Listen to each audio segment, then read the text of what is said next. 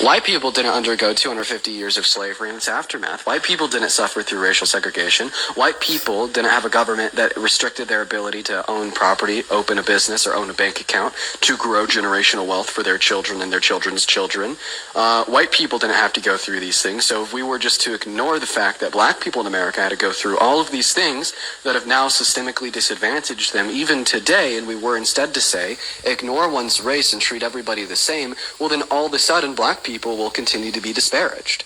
Imagine if you were playing a game of Monopoly with your friends, the banker for whatever reason really fucking hated you, he only gave you $10, gave everyone else $50, right? Then Mr. Jesus 2.0, man of equality, walks in and he says, well, I understand that you've been disadvantaged. I have the option to now give you an additional $40 to account for the fact that the banker kind of cheated you out of $40 to begin with, but instead I'm just going to continue to treat you the same way I'm going to treat everybody else. Well, then all of a sudden you're still experiencing a disadvantage today. And when we talk about programs or legislation to say target black Americans or target indigenous Americans, it aims to serve to fix the consequences of systemic forms of oppression in which have disadvantaged black Americans or indigenous Americans historically, which has perpetuated negative consequences that exist today for black Americans or indigenous Americans that don't exist for white Americans. I agree with you.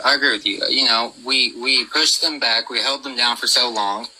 And, you know, whenever we finally was like, all right, you know, you can do whatever you want, they were down so low that it's hard to get up. I understand that. And I understand that we need to pay a low price, but, you know, the question's going to come in, when